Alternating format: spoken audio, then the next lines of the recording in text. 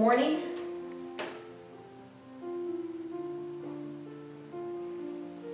September 2nd, 2019, Sarasota, Florida. It's 9:59 a.m. Labor Day. Oh God. Very nervous. And I'm actually, it's on that borderline of anxiety and excitement, this feeling going through me right now. So the first thing I'm gonna consciously do is, and I have to really work at this, is to slow myself down.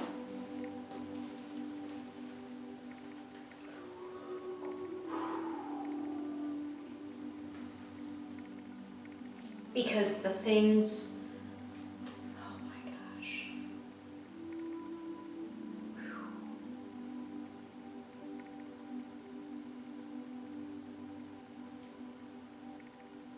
Words were the primary way that I shared. And they just can't do this justice. I could talk from now till the day I leave this body and I still wouldn't even come close to describing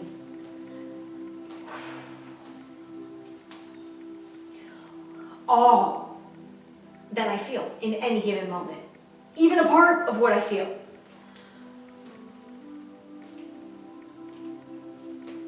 So a big part of my spiritual awakening journey has been to really surrender myself in a way that's actually terrifying. Because ultimately I know that I'm being called to allow already the high level of energy coming through me. I know I'm capable of allowing even more.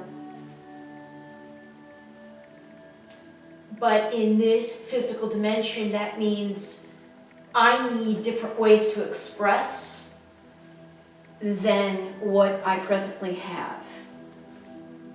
And that's terrifying because basically I'm really delving into just unknown places. And, you know, as an adult, which is, so many things are so much easier when you're young. And other things are much harder, you know, obviously. There are, you know, I wouldn't go back to being a kid again. Although arguably I'm able to do that, we're all able to do that in any given moment just by focusing our attention on something back in time. Because there is only the now moment and infinite perspectives of the now moment. This idea of past, present, future, linear, artificial way of looking at time is at the crux of what collectively as a species we're being asked to soften and release from. This arbitrary and, in the greater truth of things, false way of looking at time. The whole concept of time doesn't even really exist in the vastness of all that is, which is what we are. We're just a focused expression of that. I went off on this tangent of saying there are no words and then doing what I always do and try to use words. I really want to be, to have the opportunities, the time and the opportunities and the resources to play with much more expanded versions of myself, a much more expanded version of what the outside world has seen and known in the various roles I've been in as Allison. The only place I'm able to be this present day complete entity which yes includes Allison, but the toughest thing that takes some courage to stand tall in, because I know how crazy it sounds to anybody in sort of, the mainstream world, for whom those mainstream things have worked. It worked for you to do well in school and to go to college, or to do well in sports and to go, and succeed or excel or have that bring you to greater opportunity. The world of work, I would argue it doesn't really work for anybody, but there are definitely plenty of people who are very happy in their jobs. Not so many in my reality, although that shifted when Ironman became part of my world. Now it is. But that's one of the tough places that the character of Allison is in, because this world from the way I was defining things and seeing the world and thus creating my life, where I'm at and what I'm ready to do is at its foundation 180 degrees different than that. And I can't put to words what that means. It means that, yes, the deepest soul aspects of the character of Allison are the same as when she was young. But the 3D character couldn't be more different. Not so much from elementary and middle school. The shift began sophomore year of high school. And there was arguably 9th grade, but from 9th grade the shift was more what I would say positive. In 10th grade, it went dark, and it went dark fast, and it would end up being dark for the better part of 2 decades. With me, the character of Allison, truly getting more and more lost within her own journey in the dark. So just had no vision, no clarity, no connection, no idea, really, no frame of reference for her life once she left the structure of school, to be honest.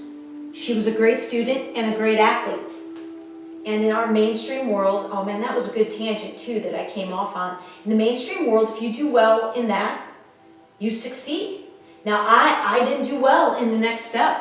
I got my fucking ass killed right out of the gate in my first step when I landed as a D1 basketball player at USF here in Florida. D1? Come on, I'm not even 5 feet tall. How the hell did that...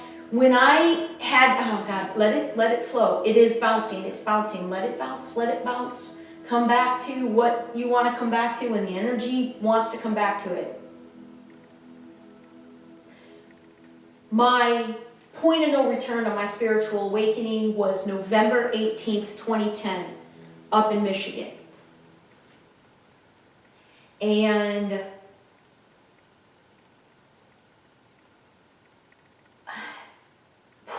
point of no return. I mean, like where I'm saying, like, timeline shifted, like in a lot of ways, almost a completely different person I was from November 17th. Like it was that stark because everything at the foundation had changed. Unknown to me, the depth of my motivation, the core of it in Allison's life prior to November 18th, 2010 was fear. And now, I've always had a ton of just this love coming through me, innocently, like this little kid. I think it's a big part of the reason I'm in why my soul chose a smaller framed body. Which, by the way, swear to God, definitely a week doesn't go by when my height isn't brought up by somebody. A week doesn't go by, and damn near almost a day doesn't go by where being in a short stature as a woman. Shit, this is another tangent. It's like I'm dropping all these tangent points. I turned the camera on and was totally set on how I was going to start, and I lost that immediately. And my greatest work right now is really practicing surrendering and not judging. And yes, the rest of the world, but I got to start with myself, right? Like my work right now, I have got, with the next step in my world and what lies in the immediate future, I need to have no self-doubt and complete trust and faith in myself. The role that my soul came to play, at least right now, and it is completely in line with my character. The role is by far the most challenging role yet that I will have played. And a big piece of what makes it the most challenging role is because a requirement of this movie, if you will, is that you are consciously aware of the extent of your responsibility for your life.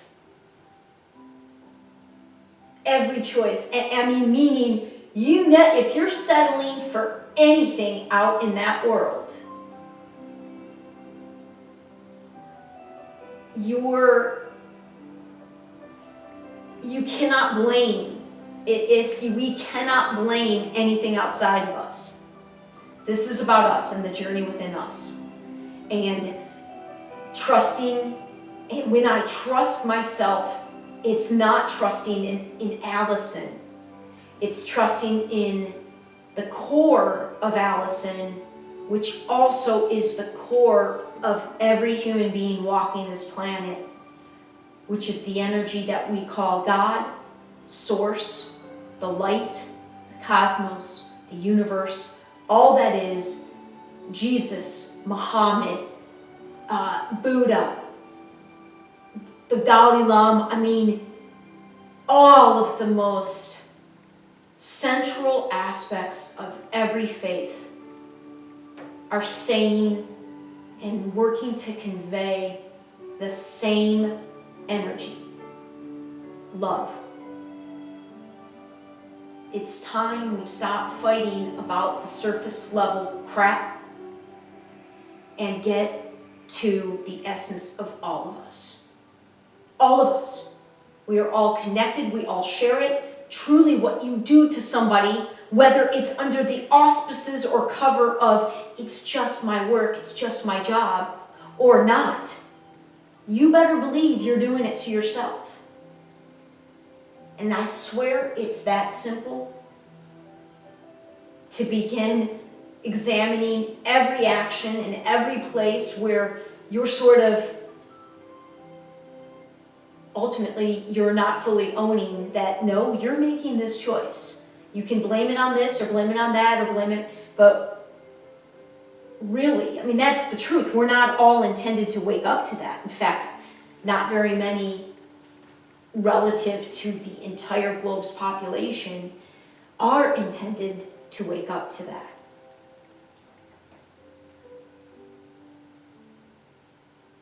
But that's sort of the energy to which I'm speaking and about which I'm speaking.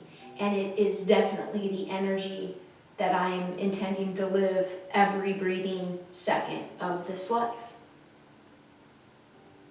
I want to be choosing love with every single choice. Choosing love, not fear. Inspired by love, not motivated by fear. And I'd be lying if I said I didn't have, this is important. When I say going back to trusting myself, it's really trusting the God within me, spirit within me, the cosmos within me. And that is connecting to that allows me to trust that that is what's guiding this character. That is in the driver's seat of Allison's life. Not in the back seat. I'm in the front seat of my own life. You got to get in the front seat of your own life, but you're in the passenger seat. Spirit, God, cosmos, the energy that from wherever we came and wherever we go after this life. And again, if you've ever been into a funeral, it's clear that the essence of that person was not the body. It was the spirit that's now elsewhere. And it clearly, we had to get it from somewhere, and now it's done in this existence, and it goes somewhere. Like, let's just play with it. Let's just you don't have to believe it to be true. Just play with it. Just consider it. Kind of swish it around. Like, I'm not a big alcohol person at all, but like wine. Like when I've observed people, like I constantly remember Frasier, one of my favorite shows.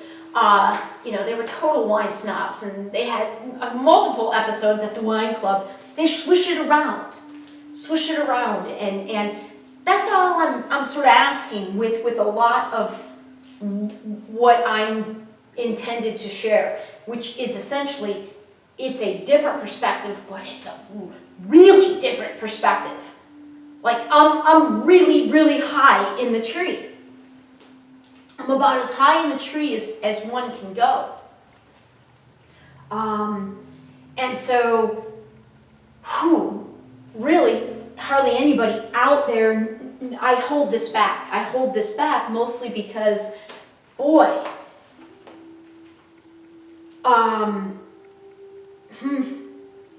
if you see all that, again, for argument's sake, see all that I see, but I am that far above, higher in the tree than most everybody else, I mean, it's just going to seem like I'm crazy. And the story of when I launched into this the first time, which also happens to be the last and only time that I was at like this, I couldn't have identified this point back then, but now the way I feel, I can go back 7 years ago and roughly tell you where I'm at. Like, holy shit. Like, I would say this was April, how I felt in April of 2013. April 6th, I believe, was the first time that I put a video, and it was just an audio, on Facebook, on YouTube, which is, again, YouTube essentially open to most of the world. Doesn't matter if the world's not watching. If you believe in energy, you're literally opening yourself up, because I believe it can absolutely and will absolutely connect to somebody thousands of miles away if and when that person needs to receive the energy that was transmitted through me in any particular sharing. That's why YouTube is so phenomenal and fantastic. And I want to continue, I want to utilize that to put out this, it's really like a cast call that I'm putting out. Like, we're all in these movies. We really are the characters and the stars in our own movies. And we also happen to be the directors and the producers. And I just want to play with others who see the world in that way too. It's not about making it better than or wrong or right over somebody else at all. It's not about, everybody's got the right to do and create their own movie. It behooves us to have some harmonizing stories in this dimension of existence, because physically, we're all sharing shit out here. And really, collectively as humanity, we're just a bunch of adults in diapers in the sandbox that don't know how to play with one another and share our toys. And I don't see that as a judgment at all. I feel like that's just calling a spade a spade. And there's a really fine line with that. Really fine line. This is what my entire relationship of 5.5 years gave me a reference point, many reference points there's a real fine line between judging something and just calling it for what it is in this reality. And if I was to oversimplify it, I would just say alignment. It all comes down